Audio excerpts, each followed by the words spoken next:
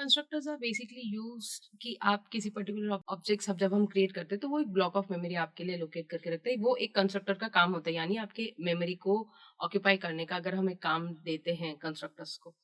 क्या कोई ऐसे कंस्ट्रक्टर्स हो सकते हैं जो पहले से कंस्ट्रक्टर या पहले से कोई ऑब्जेक्ट क्रिएटेड है और उसी की वैल्यू को कॉपी करे? Hello everybody, welcome to W S cube tech. आज का जो हमारा लेक्चर है वो एक बहुत ही इंपॉर्टेंट कंसेप्ट ऑफ कंस्ट्रक्टर को केटर करेगा और वो होगा कॉपी कंस्ट्रक्टर। हम ऑलरेडी डिफॉल्ट कंस्ट्रक्टर और पैरामीटराइज्ड कंस्ट्रक्टर के बारे में बात कर चुके हैं। Let's just first talk about what is copy constructor. एक कॉपी कंस्ट्रक्टर की बात करते हैं तो कंस्ट्रक्टर हम पहले ही समझ चुके हैं कि कंस्ट्रक्टर एक्चुअल में होते क्या है। और अगर मैं एक वर्ड लेती हूँ कॉपी, तो कॉपी का मतलब क्या होता है कि आपके पास कोई एक पहले से वैल्यू एग्जिस्ट कर रही है और आप उसकी कॉपी बना रहे हैं, यानी आप सेम वैल्यू सेम उसकी वैल्यू को कंसिडर कर रहे हो।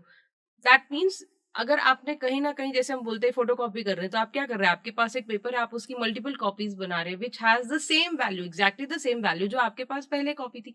तो कॉपी कंस्ट्रक्टर का बेसिक पर्पज यही रहेगा कि आप एक पहले से ऑब्जेक्ट बना चुके हैं और आप उसका ही एक दूसरा ऑब्जेक्ट यानी उसकी कॉपी बना रहे हैं। अब कैसे बनाएंगे, that is the major part. Copy constructor को हम कैसे यूज करेंगे या उसको हम कैसे इंप्लीमेंट करेंगे, वो हम इस लेक्चर में देखते हैं। तो लेट्स जस्ट सी, हम हमारी कोडिंग स्टार्ट करते हैं। मैं एक सिंपल सी क्लास बना देती हूँ। यहाँ पे I am using a class keyword. मैं एक क्लास ले लेती हूँ कोड और हम उसको पहले ही क्लोज कर लेते हैं। क्लास बनाने से एक सबसे फर्स्ट इंपॉर्टेंट एस्पेक्ट मैं बार बार बोलती हूँ कि जब भी आप क्लास बनाते हैं तो उसको पहले क्लोज कर दे, क्योंकि हम इस पॉइंट को भूल जाते हैं और फिर वो हमको एरर देता है। तो हम सबसे पहले इसके अंदर एक इंस्टेंस, एक मेंबर बना लेते हैं इंटीजर का आईडी। लेट्स सपोज एक सिंपल सा आईडी बनाया है। सबसे पहले हम लोग एक कंस्ट्रक्टर बनाते हैं। Let's take it as a default constructor. Default constructor का काम क्या होता है, यानी आपने अगर कोई भी वैल्यू असाइन की है तो वो उसकी वैल्यू को आप एक डिफॉल्ट वैल्यू देना चाहते हैं। मैं एक पैरामीटराइज कंस्ट्रक्टर ले लेती हूँ कोड, ठीक है, और उसके अंदर मैं एक वैल्यू पास कर रही हूँ इंटीजर ए। ये वैल्यू क्या करेंगे, हम आईडी के अंदर असाइन कर देंगे। ये हम पहले भी कर चुके हैं, यानी आप पैरामीटराइज कंस्ट्रक्टर के अंदर आपने एक वैल्यू पास की है, एज अ पैरामीटर आप पास कर रहे हैं और उसकी वैल्यू का आप अपने डेटा मेंबर को असाइन कर रहे हैं। Let's suppose after doing this, मैं अगर कोई दूसरी वैल्यू, कॉपी कंस्ट्रक्टर कैसे बनाते हैं अब वो हमारा मेजर कंसेप्ट रहता है। तो मैं यहाँ पे एक कोड क्लास ले लेती हूँ जिसके अंदर कंस्ट्रक्टर ले लेती हूँ। मैंने अपना एक ऑब्जेक्ट पास किया है कोड और मैं लिखती हूँ एड्रेस ऑफ एक्स। हमने एक्स लिया है, ठीक है। एक बार इसको हम लिख लेते हैं so that it's easy for you. तो I D equals to X dot 90। This is something which is called as a copy constructor. यानी आपने क्या किया है, आपने कंस्ट्रक्टर का नाम as already said that it will be the same as your class name, यानी आपका जो क्लास का नाम होता है वही आपके कंस्ट्रक्टर का नाम भी होता है।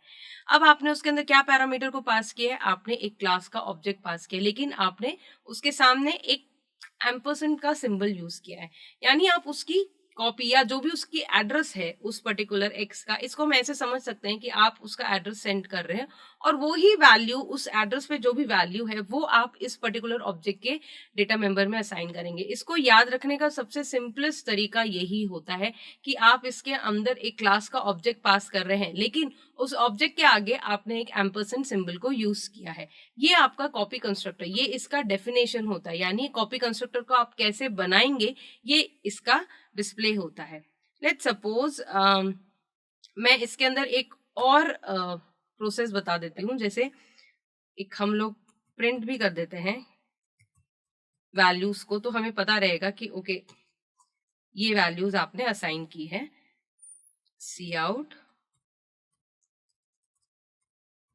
The value of X is, हम लोग इसको थोड़ा सा यहाँ पे हम एक्स डिस्प्ले कर देते हैं मेरा आईडी और मैं एंड लाइन यूज करती हूँ। एक सिंपल सा हमने कोड बनाया है जिसके अंदर हमने दो कंस्ट्रक्टर्स को यूज किया है। एक कंस्ट्रक्टर जिसके अंदर हम पैरामीटर पास कर रहे हैं क्योंकि वो आपकी वैल्यू को असाइन करेगा, फिर हम उसी का कॉपी बना रहे हैं क्योंकि अगर वैल्यूज असाइन होगी तभी तो हम कॉपी कंस्ट्रक्टर को यूज कर पाएंगे। चलिए सबसे पहले एक ऑब्जेक्ट बना लेते हैं कोड। मैं बना देती हूँ ए, दैट इज 100। ये मेरा एक पैरामीटराइज कंस्ट्रक्टर बन रहा है। एक ऑब्जेक्ट है ए जिसकी आईडी की वैल्यू हो जाएगी 100। अब मैं एक दूसरा ऑब्जेक्ट बना रही हूँ कोड बी और मैं उसको ऐसे कॉल कर रही हूँ। This is something that you are doing a call to copy constructor, यानी आप एक कॉपी कंस्ट्रक्टर को कॉल कर रहे हो। ए की जो भी वैल्यू है, आईडी की वैल्यू, वो किस में असाइन हो जाएगी, बी के आईडी में असाइन हो जाएगी। सिमिलरली मैं एक और ऑब्जेक्ट बना देती हूँ, code C equals to A. So copy constructor को कॉल करने के आपके पास दो मेथड्स रहेंगे। आप यहाँ पे if you want copy constructor call method 1 and copy constructor call method 2. Let's just see, अब यहाँ पे हम डिस्प्ले करेंगे क्योंकि C out display first object so that we have an idea. यहाँ पे a डॉट डिस्प्ले को कॉल कर लेती हूँ, DISPLAY। सिमिलर इस कोड को हम थोड़ा सा कॉपी कर लेते हैं सो दैट हमें बार बार नहीं लिखना पड़ेगा। सिर्फ वैल्यूज को हम चेंज कर देंगे। Control V display second object and आप पे स्पेस कर लीजिए third C dot display. Let's just save it. हम हमारे कमांड प्रॉम्प्ट पे जाते हैं। Okay, what is the command, g++nif.cpp and o output की फाइल का नाम भी मैं दे रही हूँ nif। Hope we don't have any error but it will be there, then we'll definitely remove it. It do takes fractions of second because see we have an error. It's saying line number 15, so we have not used the semicolon over here. Termination of the statement is very important. अगर हम उसको terminate नहीं करते हैं तो वो कहीं ना कहीं आपको एक error drop करता है and the error description is so clear कि आपको समझ में आ जाता है कि आपने कहाँ पे गलती की है। सी, हमारा जो फर्स्ट ऑब्जेक्ट था उसकी वैल्यू 100 थी, सेकेंड ऑब्जेक्ट की भी वैल्यू 100 है और थर्ड ऑब्जेक्ट की भी वैल्यू 100 है, यानी आपने कॉपी कंस्ट्रक्टर को इनिशियलाइज या आपने उसको यूज किया है। यूज करने का तरीका दो होते हैं, या तो आप ब्रैकेट में पैरामीटर को एज एन ऑब्जेक्ट पास कर रहे हैं, यानी ऑब्जेक्ट है वो एज अ पैरामीटर पास हो रहा है तो ऑब्वियसली वो वहां पे जाके ए की वैल्यू है उसके एक्स की वैल्यू को यूज करेगा। नहीं तो आप a equal C equals to A भी असाइन कर रहे हैं, that is also an another way to call a copy constructor. तो कॉपी कंस्ट्रक्टर के दोनों मेथड्स जो हमने यूज किए हैं वो दोनों ही वैलिड है। यूज करना किस लिए होता है, क्योंकि आप पहले से ऑब्जेक्ट बना चुके हैं और आप चाहते हैं कि नहीं उसी ऑब्जेक्ट की कॉपी बने, तब आप इस कंस्ट्रक्टर को कॉल कर सकते हैं। कॉल बनाने का एक जो बेसिक इम्प्लीमेंटेशन है, यानी आप एक एम्परसेंड सिंबल का यूज करेंगे उस ऑब्जेक्ट के आगे, जैसे हमने यहाँ पे किया है।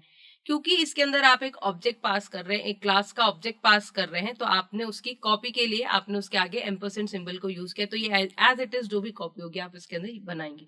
अब हमने यहाँ पे अभी सिर्फ और सिर्फ एक ही डेटा मेंबर को बनाया था। अगर मेरे पास यहाँ पे एक और डेटा मेंबर होता, लेट्स सपोज एस, और या आप दे रहे हैं एज, ठीक है, और अगर आप एज की वैल्यू पास कर रहे हैं यहाँ पे, लेट्स सपोज मैं यहीं पे इंटीजर b और आप यहाँ पे लिखते हैं एज इक्वल्स टू b, तो ये एज इट इज आपका यहाँ पे भी इम्प्लीमेंट होगा, that is age equals to X dot age. So same similar pattern में चलेगा, जितने भी डेटा मेंबर्स हैं आप उनकी वैल्यूज को यहाँ पे कॉपी कर सकते हैं। So this is a very small implementation of the copy constructor video with a very and interesting topic. Till then please keep learning and thank you everybody.